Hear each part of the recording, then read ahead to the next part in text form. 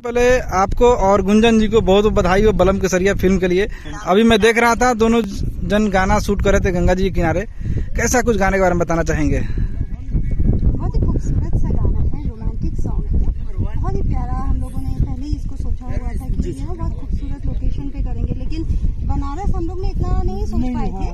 लेकिन हम लोग ऊटी शिमला भी कुछ प्लान कर रहे थे बीच में, हाँ, लेकिन वहाँ पे थोड़ी सी दिक्कतों की वजह से और कुछ लॉकडाउन चल रहा है, कोविड है, और कोविड के साथ साथ थोड़ा सा उत्तर प्रदेश गवर्नमेंट से जो आजकल सब्सिडी का भी चक्कर है, बहुत सारी बातें हैं। मैं उत्तर प्रदेश आजमगढ़ से हूँ, बहुत लगाव रखती है बनारस से, लखनऊ से।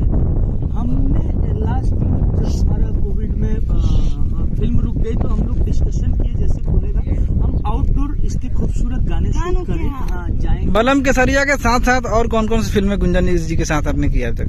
मैंने